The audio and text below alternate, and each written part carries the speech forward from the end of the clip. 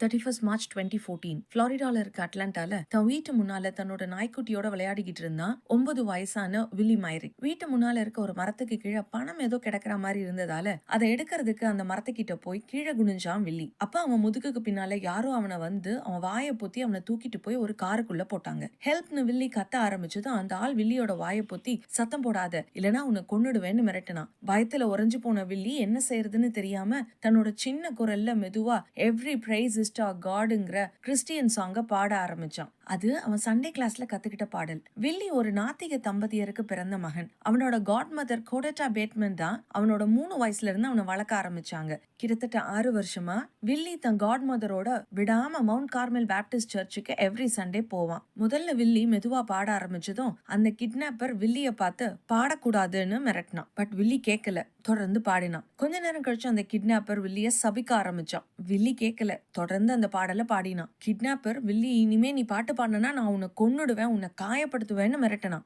வில்லி கேட்கல, தொடர்ந்து அந்த ஒரே பாடலை பாடினான். சும்மா 10 நிமிஷம் 15 நிமிஷம் இல்ல, தொடர்ந்து ஒரு நிமிஷம் கூட விடாம 3 மணி நேரமா வில்லி இந்த ஒரே பாட்டை தொடர்ந்து பாடிக்கிட்டே இருந்தான். எரிச்சல் அடைந்த கிட்னாப்பர் ஒரு கட்டத்துக்கு மேல தாங்க முடியாம ஜார்ஜியால இருக்க ஈஸ்ட் பாயிண்ட், அதாவது வில்லியோட வீட்டுல இருந்து பல மைல்களுக்கு அப்பால இருக்கிற ஒரு இடத்துல வில்லிய கார்ல இருந்து இறக்கி விட்டுட்டு போயிட்டான். யார்கிட்டயும் இதை பத்தி சொல்லக்கூடாதுன்னு மிரட்டிட்டு போனான். வில்லி தெரியாத அந்த இடத்துல பக்கத்துல இருக்க வீட்டுல எல்லாம் போய் உதவி கேட்டு தன் காட் மதருக்கு கால் பண்ணி அவங்க கிட்ட திரும்பி போய் சேர்ந்தான். இந்த சம்பவம் அன்னைக்கு பத்திரிகைகள்ல எல்லாம் வெளிவந்து ரொம்ப பரபரப்பா பேசப்பட்டுச்சு. ரிப்போர்ட்டர்ஸ் வில்லி கிட்ட பேட்டி எடுத்த போது அவன் சொன்னா, எனக்கு இது ஒரு பெரிய விஷயமாவே தெரியல. ஏன்னா ஏசப்பா என் கூட இருக்க வரைக்கும், அவர் எனக்கான காரியங்களை நடப்பிக்கிற வரைக்கும், அவரோட பவர் இருக்கிற வரைக்கும் எனக்கு எதுவும் ஆகாதுன்னு எனக்கு நல்லா தெரியும்னு சொன்னானா. எவ்ரி பிரைஸ் இஸ் டு காட்ங்கிற இந்த பாடலை எழுதுனது ஹெசேக்கியா வாக்கர்ங்கிற ஒரு ஃபேமஸ் அமெரிக்கன் காஸ்பல் ஆர்டிஸ்ட். பத்திரிகைகள்ல செய்தியை படிச்சதும் ஹெசேக்கியா வாக்கர் வில்லிய பாக்குறதுக்காக நியூயார்க்ல இருந்து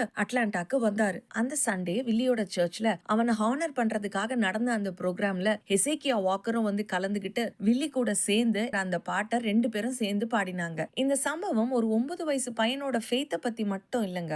வில்லிங்கிற இந்த சின்ன பையனோட இருதயத்துல நான் தேவன் மீது அளவு கடந்த விசுவாசத்தை வளர்ப்பேன்னு கோடட்டா பேட்மேன்ங்கிற ஒரு லேடி எடுத்த முடிவு. எவ்ரி பிரைஸ் இஸ் டு காட்ங்கிற இந்த பாடலை நான் பிள்ளைகளுக்கு கண்டிப்பா கத்து கொடுப்பேன்னு ஒரு சண்டே கிளாஸ் டீச்சர் எடுத்த முடிவு. ஒரு 9 வயசு பையன் மனப்பாடம் செய்யும் வகையில உகந்த ஒரு தேவனை பற்றிய வரிகளை பாடலாக எழுதணும்னு ஹெசேக்கியா வாக்கர் எடுத்த ஒரு முடிவு. வாழ்க்கையின் மிகவும் மோசமான ஒரு சூழ்நிலையில வில்லிங்கிற ஒரு குட்டி பையன் தன் தேவனை பாடி பாடி துதிக்கணும்னு எடுத்த முடிவு. வில்லி ஆபத்து நேரத்துல தன் தேவனை நோக்கி பார்த்து பாடி அவரை துதிச்சான். அதனால மீட்கப்பட்டான். நாம நமது ஆபத்து காலத்துல என்ன செய்யறோம்னு யோசிச்சு பார்ப்போமா?